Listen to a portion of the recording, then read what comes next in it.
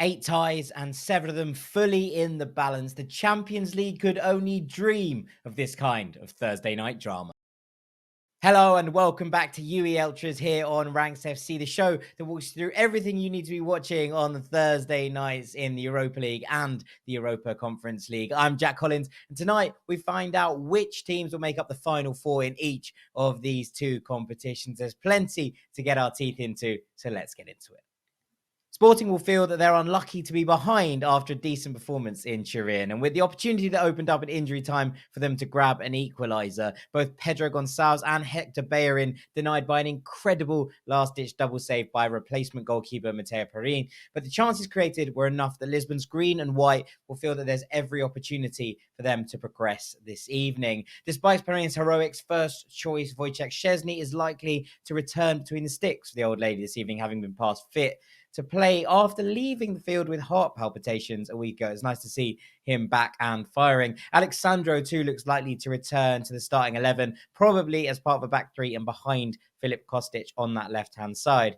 After the very public backlash over Allegri's alleged treatment of Nicolo Fagioli at the weekend, where images of the youngster in tears were aired shortly after Allegri substituted him immediately after making a mistake that cost Juventus a goal, whether he starts again in midfield is one of those secondary narratives that will be very interesting to keep an eye on. Whoever starts, though, Juve have form for grinding their way through these games in the Europa League. They drew with Nantes in the home leg in the playoff round, only to go to Brittany and see it through comfortably. They won 1-0 against Freiburg in the home leg of the round of 16, and then we went to Southwest Germany and saw it through comfortably. Whether they can do the same in Lisbon will be another test further for Allegri's men, who should see the result of their hearing regarding their Serie A points deduction also revealed today. For Sporting, Manuel Ugarte returns after serving his one-game suspension in the first leg for that sending off against Arsenal, although considering Hidemasa Morita was brilliant in this first leg, whether he slots back into the side or not, Ugarte, is a question that Amorim is going to have to contend with, or whether they play as a duo and Pedro Gonçalves moves further up the pitch. The bigger and more pressing question mark will revolve around the fitness of both Marcus Edwards and Jeremiah St-Juste, both of whom missed Sporting's weekend league game with injury. The former looks like he should be back. There were images of him in training earlier this week, but there is radio silence on St-Juste, whose recovery pace and defending in transition was absolutely crucial in both legs against Arsenal. Whilst Diamande would replace him if he was out, it'd be a big blow for Sporting and Amorim's game plan if they were to miss St-Juste. Both teams struggled at the weekend after fielding rotated lineups. Juve lost 1-0 to Sassuolo, while Sporting drew 1-1 with Arouca to further loosen their chances of achieving a Champions League berth in the league.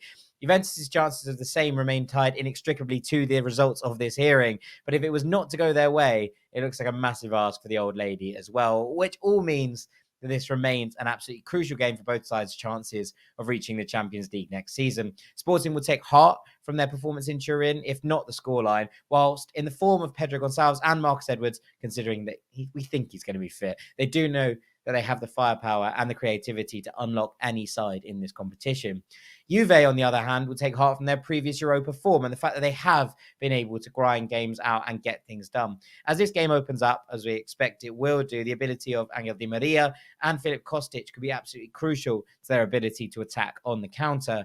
Tight, tense, turgid at times is my prediction. And I think this one could end up going all the way to spot kicks. My hunch is that Juve still advance, although if the hearing does go their way today, maybe Sporting's hunger overtakes that of the Bianconeri. It's on a knife edge. Rarely have we ever seen a game quite like the first leg of this one, where one side were completely and utterly in control, only to collapse in the final 10 minutes through a mixture of complacency, injury, and catastrophic defending. From a Manchester United perspective, I imagine if it wasn't so frustrating, it would have been comedy.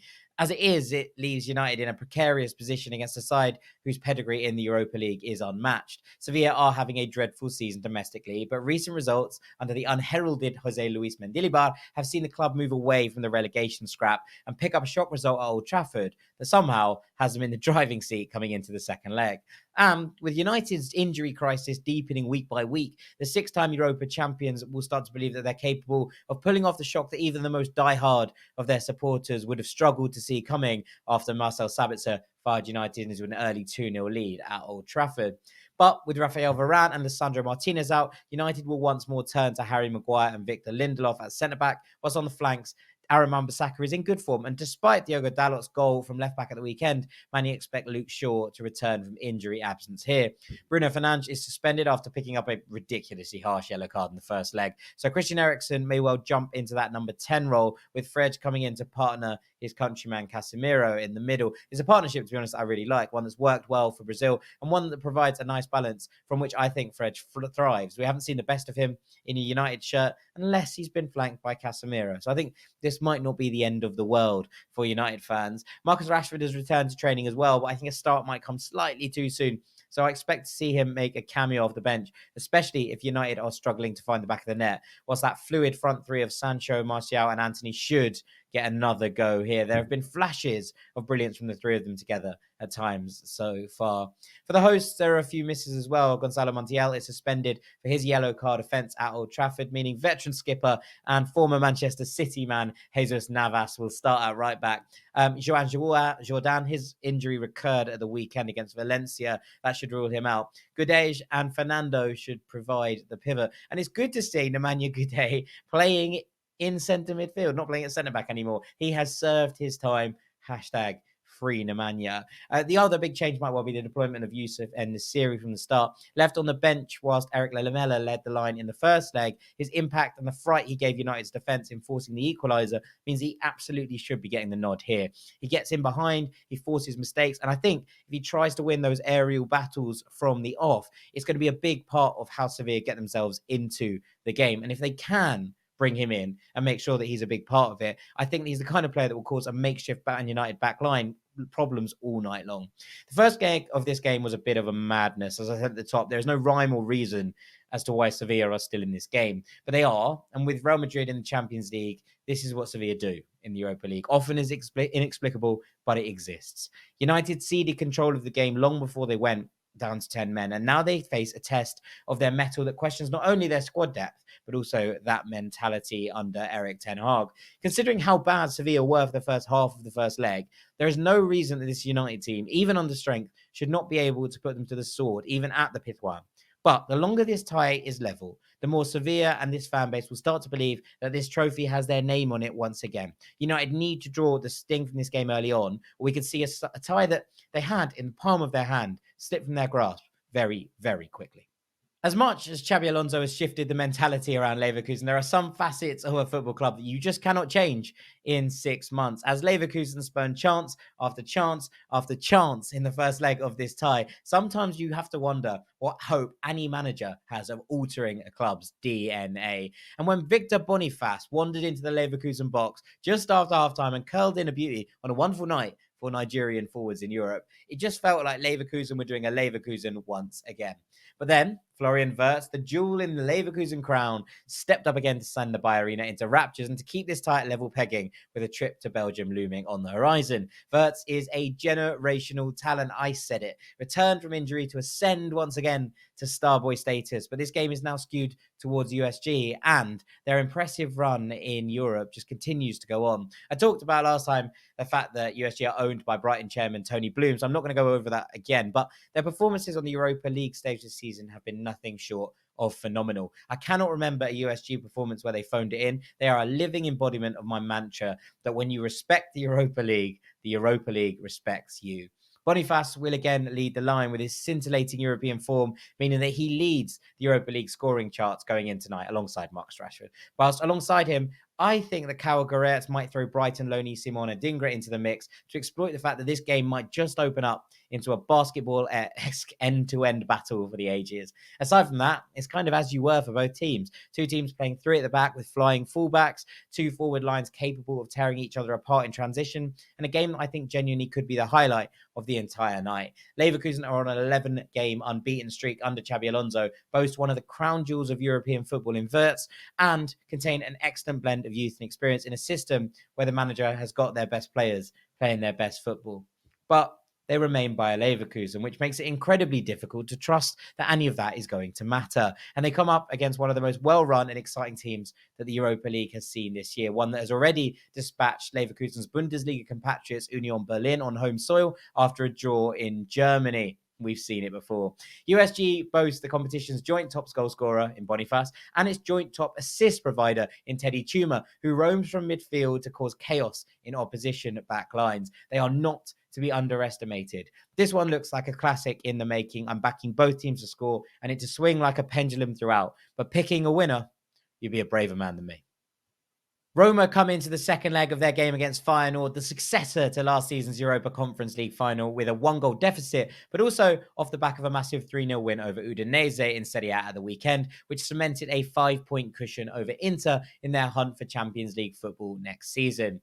Feyenoord, meanwhile, looks set to achieve not just that, but also their first title since 2017, as they maintained an 8-point gap at the top of the Eredivisie table with a 9th consecutive league victory at the weekend.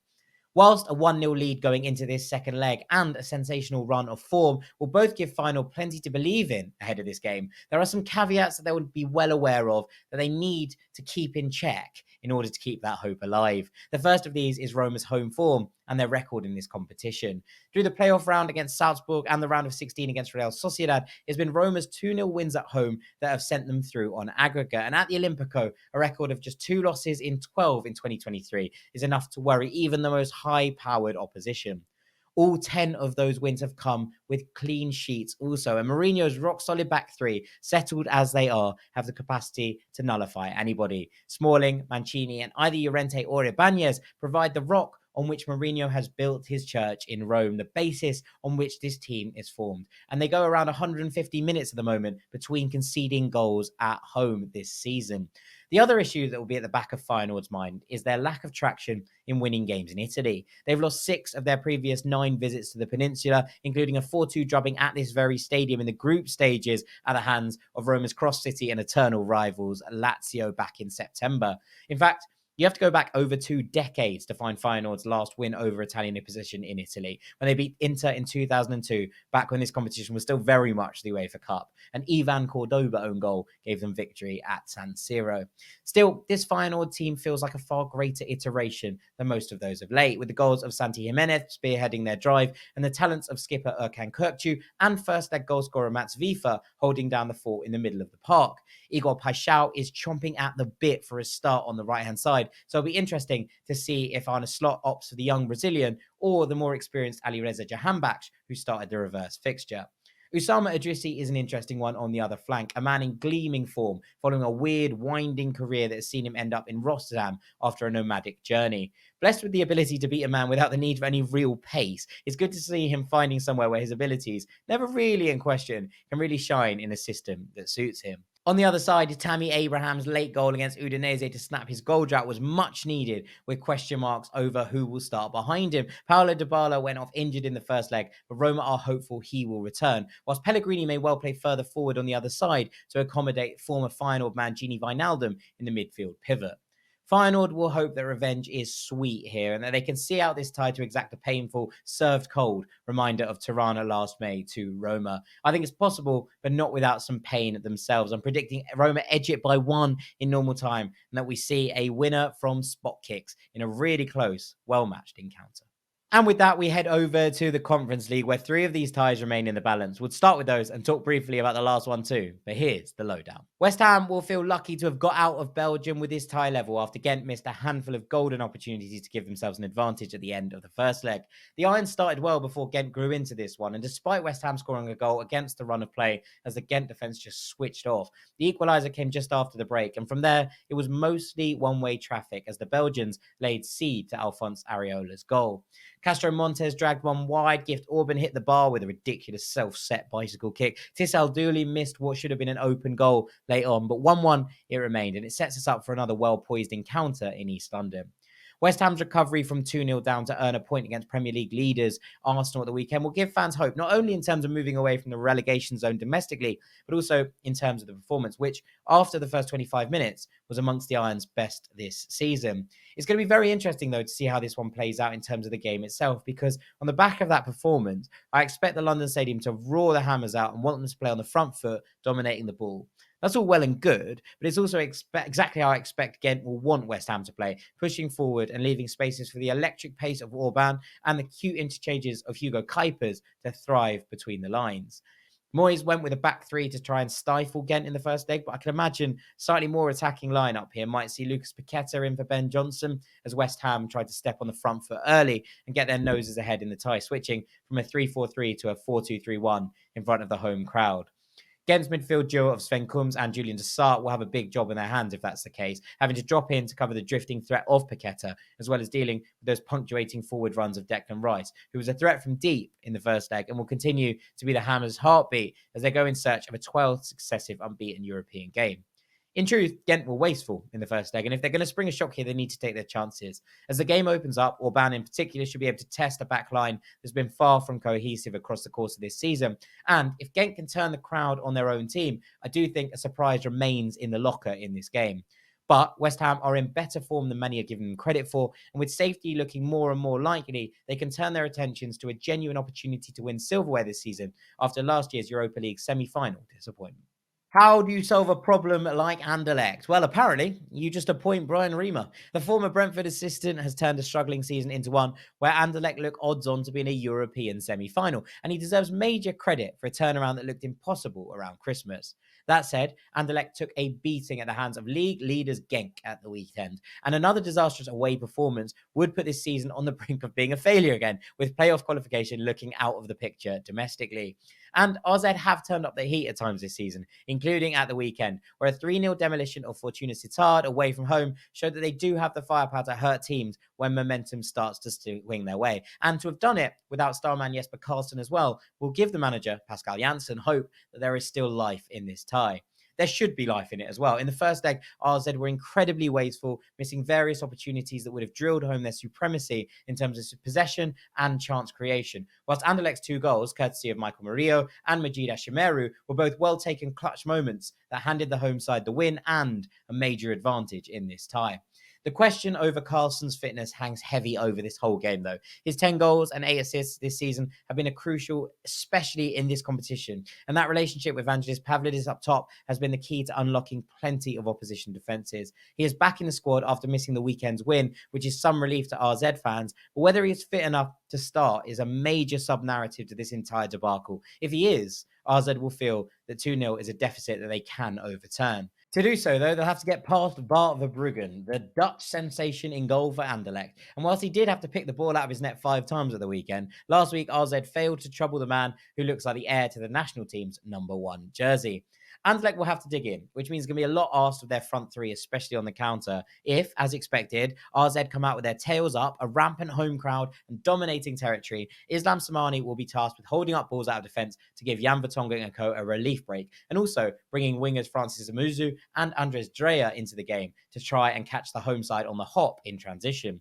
Both are quick, although the young Ghanaian in particular has searing pace. But Amuzu's great strength is that he has his technical ability and the ability to time his runs to perfection. Don't bet against him being a thorn in RZ's side tonight. The Dutch team will come out fighting, and I expect them to get the first goal. Whether they have enough to overturn the deficit is contingent on whether Karlsson is fit enough to start for me. If he is, I'm going to back a 2-0 win and the home side to win in extra time. If he's not, it's Anderlecht's spot in the semi-final to lose. Nice have lost only twice under the stewardship of Didier Degas, once to PSG and once at the weekend to Brest with a heavily rotated team. So to suggest they're focusing on this competition and therefore favourites to progress here is something of a foregone conclusion. But the first leg was far more even than anybody would have expected, with Basel, struggling domestically, stepping up their game in the face of their high-flying opponents. It was a battle of 2 number 9s in Switzerland as Zeki Amdouni and Terem Moffi scrapped it out with 2 goals each, with Moffi's second in particular a major highlight of the evening, an absolute bullet of a bicycle kick. You won't see a sweeter hit all year. Nice had the momentum in the game, though, and I think should have had enough to see this tie through. They're in a good rhythm under Degas. They have a superior squad that's finally finding its feet, and ultimately are a side with plenty to offer at this level. They remain one of my 3 favourites to win this tournament. Marwin Hitz produced an exceptional display to limit Nice to just 2 goals, and he was conspicuously absent with an illness at the weekend, although his inclusion in the squad for this one will have been met with a sigh of relief from the Basel contingent. From a Nice perspective, they're missing some depth on the wings with both Nicolas Pepe and Sofiane Diop both injured, but Degas might look to keep things narrow in the midfield anyway, with Hicham Boudoir and Aaron Ramsey playing as the widest midfielders in a tight 4, allowing Youssef Ndayishimiye and Belvin Bard to get forward and provide that width from the fullback positions. That should suit the front too, with more bodies around the box and crosses coming from deeper positions, allowing Gaetan Laborde's ability in the air to shine, and Moffy's ability from kind of everywhere to be utilised with a variety of creative options around him. Nice have scored in every single one of their games in Europe this season, and I can't see that changing under these circumstances. So the questions are going to be at the other end of the pitch. Despite a rear guard that contains Kasper Schmeichel, Dante, and Jean-Claire Todibo, protected by young superstar Kefren Turam, they haven't kept a clean sheet in a European game at home this season. Clubs have enjoyed their trips to the Riviera as much as tourists do. So both teams to score seems like a fair suggestion, although I think Nice's firepower will prove too much for Basel, and they will progress to the semi-finals with a flourish on home soil. Of all 8 ties on tonight, this is the only one truly that feels done and dusted. Fiorentina went to Poznan and put Lech to the sword, although they have made hard work of these kind of ties before. Remember when they beat Braga 4-0 at the Quarry in the round of 16 and then managed to go 2-0 down in Florence within minutes before putting the tie to bed. We've seen it before, but I don't think we're going to see it this time. That said, Lech have actually won in Florence before. The only ever time that these two sides have met at the Artemio Franchi before tonight. In October 2015, with the two sides at polar opposites of their divisions, Fiorentina were surprise early leaders of Serie A, while Lech started their campaign dreadfully and were rock bottom of the Extralasa. Lech managed to pull out a famous 2-1 win in the Tuscan capital. The result was avenged a fortnight later in Poznan, and that result was the one mirrored last time out.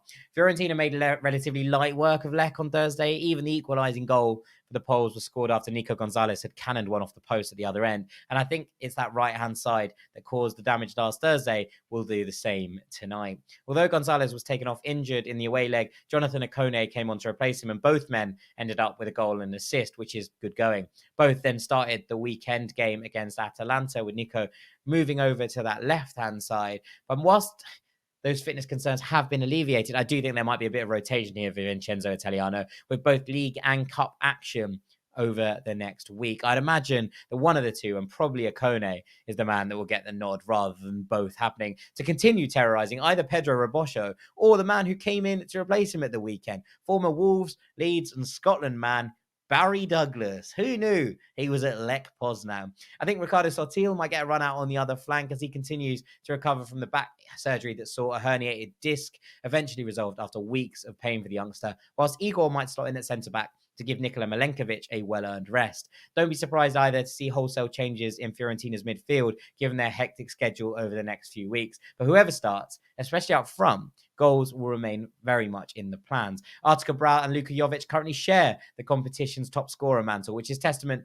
to just how good Fiorentina have been in the Conference League. And whilst Lech do boast the prolific and creative Mikhail Ishak up top, the man who has the highest goal contributions tally in this competition, a 3-goal deficit, home advantage, and Fiorentina's searing form mean that this isn't one that's piquing my interest for any sort of late upset. Bookies won't even let you bet on Fiorentina to qualify because it's that far odds on. And that's enough to convince anybody that this one is pretty much a done deal.